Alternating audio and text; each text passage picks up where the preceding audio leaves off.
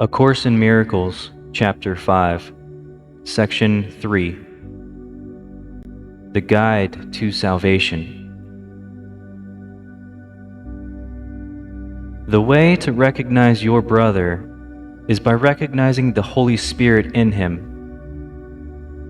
I have already said that the Holy Spirit is the bridge for the transfer of perception to knowledge, so we can use the terms as if they were related, because in His mind they are.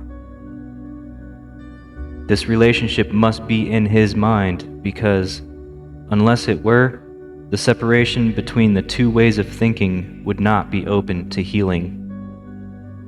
He is part of the Holy Trinity because His mind is partly yours and also partly God's.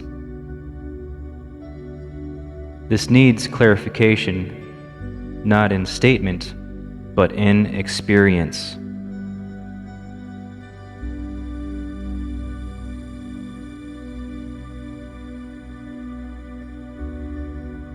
The Holy Spirit is the idea of healing. Being thought, the idea gains as it is shared. Being the call for God, it is also the idea of God. Since you are part of God, it is also the idea of yourself, as well as of all His creations. The idea of the Holy Spirit shares the property of other ideas because it follows the laws of the universe of which it is a part. It is strengthened by being given away. It increases in you as you give it to your brother. Your brother does not have to be aware of the Holy Spirit in himself or in you for this miracle to occur. He may have dissociated the call for God just as you have. This dissociation is healed in both of you as you become aware of the call for God in Him and thus acknowledge its being.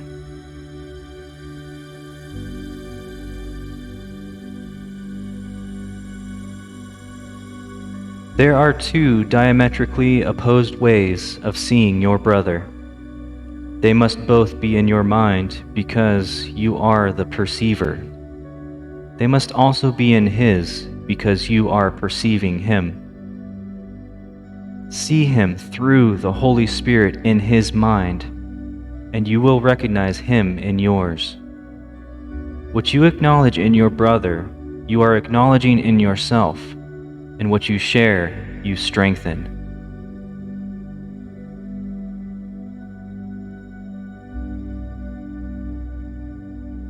The voice of the Holy Spirit is weak in you. That is why you must share it.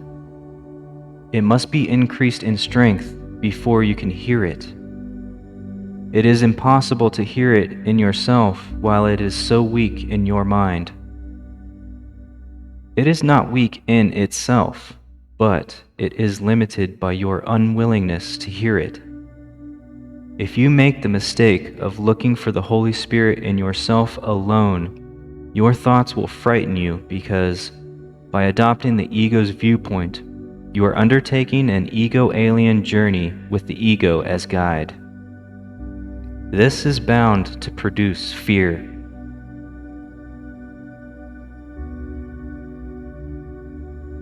Delay is of the ego because time is its concept. Both time and delay are meaningless in eternity. I have said before that the Holy Spirit is God's answer to the ego. Everything of which the Holy Spirit reminds you is in direct opposition to the ego's notions, because true and false perceptions are themselves opposed. The Holy Spirit has the task of undoing what the ego has made. He undoes it at the same level on which the ego operates, or the mind would be unable to understand the change.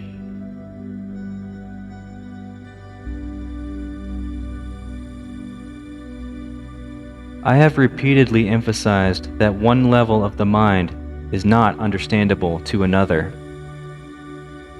So it is with the ego and the Holy Spirit, with time and eternity. Eternity is an idea of God, so the Holy Spirit understands it perfectly.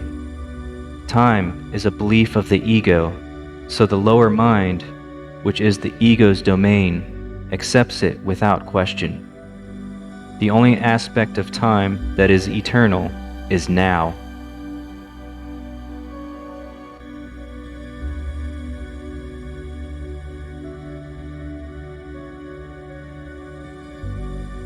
The Holy Spirit is the mediator between the interpretations of the ego and the knowledge of the Spirit. His ability to deal with symbols enables him to work with the ego's beliefs in its own language. His ability to look beyond symbols into eternity enables him to understand the laws of God for which he speaks. He can therefore perform the function of reinterpreting what the ego makes, not by destruction, but by understanding. Understanding is light, and light leads to knowledge. The Holy Spirit is in light because He is in you who are light, but you yourself do not know this. It is therefore the task of the Holy Spirit to reinterpret you on behalf of God.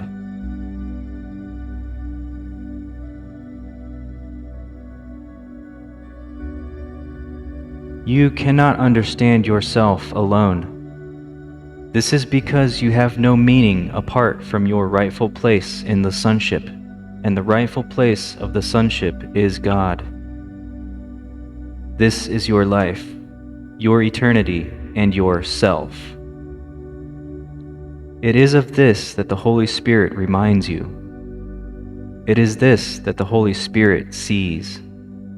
This vision frightens the ego because it is so calm. Peace is the ego's greatest enemy because according to its interpretation of reality, war is the guarantee of its survival. The ego becomes strong in strife. If you believe there is strife, you will react viciously because the idea of danger has entered your mind. The idea itself is an appeal to the ego. The Holy Spirit is as vigilant as the ego to the call of danger, opposing it with His strength just as the ego welcomes it. The Holy Spirit counters this welcome by welcoming peace. Eternity and peace are as closely related as are time and war.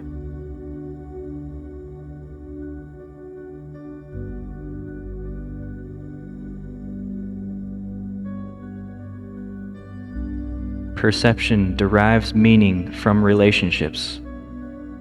Those you accept are the foundations of your beliefs. The separation is merely another term for a split mind. The ego is the symbol of separation, just as the Holy Spirit is the symbol of peace. What you perceive in others, you are strengthening in yourself. You may let your mind misperceive, but the Holy Spirit lets your mind reinterpret its own misperceptions.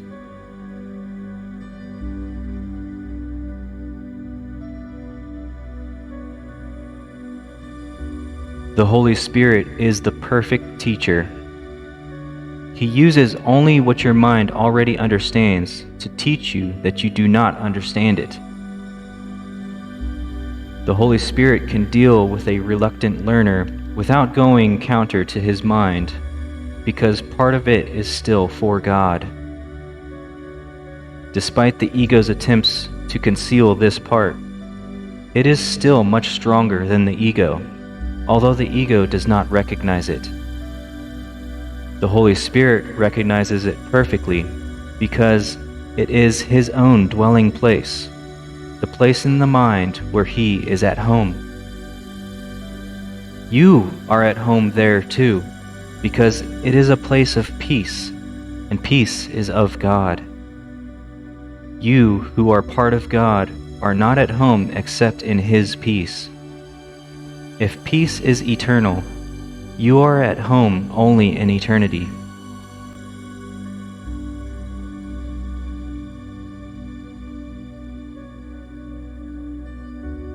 The ego made the world as it perceives it, but the Holy Spirit, the reinterpreter of what the ego made, sees the world as a teaching device for bringing you home. The Holy Spirit must perceive time and reinterpret it into the timeless. He must work through opposites, because he must work with and for a mind that is in opposition. Correct and learn, and be open to learning. You have not made truth, but truth can still set you free. Look as the Holy Spirit looks, and understand as He understands.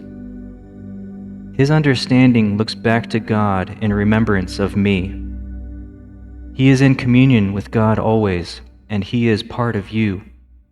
He is your guide to salvation, because He holds the remembrance of things past and to come, and brings them to the present.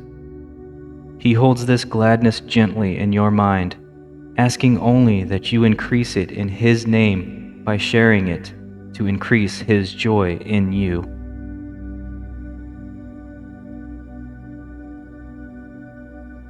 This concludes Section 3.